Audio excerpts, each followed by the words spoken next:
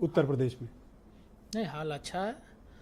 अच्छा है। आदरणीय नरेंद्र मोदी जी के नेतृत्व में हम तीसरी बार सरकार बना रहे हैं। मैं आपको भी बधाई देता हूं, आपके चैनल को बधाई देता हूं, उत्तर प्रदेश और देश की जनता को बधाई देता हूं कि देश की जनता ने तीसरी बार माननीय नरेंद्र मोदी जी के नेतृत्व में एनडीए को बहुमत दिया है। माननीय प्रधानमंत्री जी फिर से तीसरी बार देश के स्वाभिमान, सम्मान, देश के आर्थिक स्थिति को और देश के अंदर पूरी दुनिया, देश के अंदर तो तरक्की होगी ही, पूरी दुनिया के अंदर भारत को स्थापित करने में, भारत को मान बढ़ाने में और हमारे विकास के रास्ते को प्रशस्त करेंगे। आपने देखा कल माननीय प्रधानमंत्री जी भारतीय जनता पार्टी के कार्यालय गए थे और उन्होंने स्वागत और अभिनंदन में यह कहा कि हमें आगे की लड़ाई भ्रष्टाचार के खिलाफ लड़नी है और आगे देश भ्रष्टाचार से मुक्त हो और देश को हमको आगे बढ़ाना है।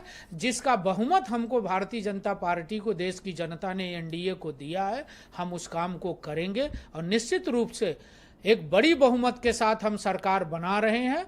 हम इसके लिए आपको भी बधाई देते हैं और ऐसे सब लोग जिन लोगों ने एनडीए को बहुमत देने में अपनी भूमिका निभाई, देश की जनता को, पत्रकार मित्रों को, राजनीतिक दलों के हमारे सहयोगी साथी कार्यकर्ताओं को, भारतीय जनता पार्टी के कार्यकर्ताओं को, हम सबको बधाई। विदाई भाषण क्यों दे रहे हो आप? नहीं, हम भाषण नहीं दे रहे। मैं तो ये कह रहा हूँ कि इस हार का जिम्मेदार कौन है? नहीं, हार किस बात की? 33 नहीं, आप उत्तर प्रदेश की चर्चा करेंगे तो मैं चर्चा करूंगा। हाँ, क्यों यूपी की बात मैं करें? अभी तो ये कह रहा हूँ कि देश के अंदर तीसरी बार यूपी माननीय प्रधानमंत्री जी, देश के प्रधानमंत्री माननीय नरेंद्र मोदी जी बन रहे हैं। हम सबके लिए गौरव का विषय है, हम सबके लिए सौभाग्य का विषय है कि भारतीय जनता पार्टी के नेता नरेंद्र मोदी जी तीसरी बार प्रधानमंत्री। नहीं, पूरी चर्चा करेंगे ब्रिजेश जी। मैं तो ये कह रहा हूँ आज अच्छा दिन है, आज एनडीए के साथियों की बैठक हुई है, हम सबको बधाई देना चाहिए माननीय प्रधानमंत्री जी। नहीं, आ रहा हूँ, उसी पर आ रहा हूँ। रही बात उत्तर प्रदेश के अंदर, तो आप उत्तर प्रदेश के राजनीतिक परिस्थिति को देखेंगे तो हम निरंतर 2014 से लेके 2024 तक चुनाव जीतते रहे। जनता का हम पर भरोसा रहा है, जनता ने हमको बहुमत दिया है। 24 माइनस कर लीजिए। नहीं, 24 हम माइनस इस नाते नहीं करेंगे ब्रजेश जी कि 24 में भी जनता ने हमको जो सीटें दी हैं वो अच्छी सीटें दी हैं।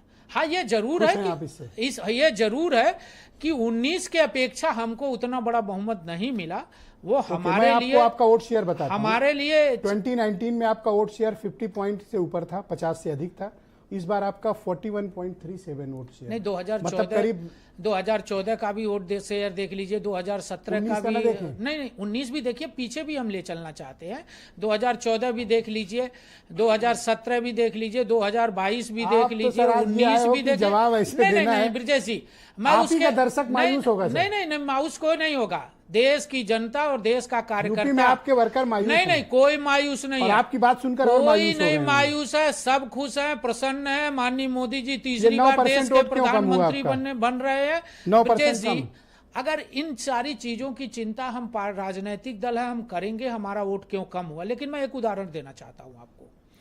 अगर आप इसको एक बहुत बड़ा कारण मानते हैं तो मैं एक 2004 का उदाहरण देता हूं।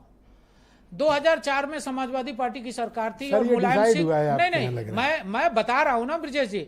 2004 में लोकसभा के चुनाव में उत्तर प्रदेश के अंदर 35 सीटें मुलायम सिंह जी पाए थे। और 2007 में जब विधानसभा का चुनाव हुआ, 2007 में विधानसभा का चुनाव हुआ तो बहुजन समाजवादी पार्टी नाम जाता एससी चला गया, राजपूत आपके खिलाफ चले गए, 35 सीटें आपकी घट गई और आप कह रहे हो मैं खुश हूं। सबसे पहले ये बता दूं, कितनी कम्युनिटी आपको छोड़कर मैं सबको सबसे पहले आपको कई जगह ब्राह्मणों ने भी वोट नहीं दिया। जी, जवाब तो सुन लीजिए। जाति सर, अब आप वो दिल्ली बोलने जा रहे हो। नहीं, जाति पर जवाब तो सुन लीजिए। नहीं, जाति पर जवाब हम दे रहे हैं ना, जो गिना रहे हैं। देखिए, मैं पूर्वी उत्तर प्रदेश से आता हूं, गोरखपुर से, आप ये जानते हैं। जाति पर अगर आपको जवाब लेना है तो डुमरियागंज की सीट जगदम्बिका पाल जी लड़े थे, आप पता कर लीजिएगा वहां कितने ठाकुर हैं। तो बलिया में क्यों हार गए? नहीं, मैं एक सीट, अब आप कहेंगे कि ये क्यों हार गए, ये क्यों जीत गए, मैं बता तो रहा हूं। अरे मेरी भी बात सुन लीजिए ना। डुमरियागंज के अंदर जगदम्बिका पाल को सर्व समाज के लोगों ने वोट देके जिताया। तो ये सर्व समाज में चंदौली में क्यों नहीं कहना चाहता हूं कि भारतीय जनता पार्टी के साथ समाज के सभी वर्ग के लोगों ने वोट दिया है। हर वर्ग का हमको समर्थन है। हाँ, ये जरूर है कि हमारी सीटें कम हुई है। क्या ये बात हम आपको इसकी चिंता में नहीं समीक्षा डालती कि कुर्मी वोट, यानी ब्रजेश 7 जी, कुर्मी MP चुनकर आए हैं अपोजिशन से, 7। अरे ब्रजेश जी, मैं बता तो रहा हूँ महाराजगंज और आपके यहाँ जो जीते नहीं तो एक अनुप्रिया है। मेरी भी बात सुन लीजिए ना। महाराजगंज में हमारे प्रत्याशी पंकज चौधरी थे और कांग्रेस गठबंधन के प्रत्याशी भी चौधरी थे, लेकिन जीता हमारा चौधरी। तो मैं कैसे कहूं कि कुर्मी हमको वोट नहीं दिया? तो आपको खीरी में क्यों नहीं दे यही दिया? तो कह रहे हैं। आपको धौरारा में क्यों नहीं दे दिया? जी, मैं यही कह रहा हूं। आपको बस्ती में क्यों नहीं दिया? आपको अंबेडकर नगर में क्यों नहीं दिया? मैंने क्या कहा? हमने ये कहा कि हाँ, हमारी सीटें कम हुई हैं। उस कम्युनिटी वाले सुन रहे होंगे, क्या कहेंगे? हमको सभी जातियों का वोट मिला, सबने हमारे ऊपर विश्वास व्यक्त किया। मौर्य कुशवाहा आपसे कम हुआ है सर? अगर ऐसा होता तो कौशाम्बी क्यों हारते, जौनपुर क्यों हारते और आंवला में नीरज मौर्य क्यों जीतते? तो रहा हूं कि भारतीय जनता पार्टी की कुछ सीटें कम हुई हैं, हम उसकी समीक्षा करेंगे। 35 कम हमसे कहां गलती हुई, क्यों हमसे गलती कहां हुई, हम उसको भरपाई करेंगे, हम पूरा करेंगे। आगे हम इससे अच्छा रिजल्ट देंगे। चले गए छोड़ के इनको लाओगे कैसे? कोई गया नहीं हमको छोड़ के ब्रजेश जी। सबका साथ, सबका विकास, सबका विश्वास भारतीय जनता पार्टी का नारा है। मैंने उदाहरण दिया 2004 का।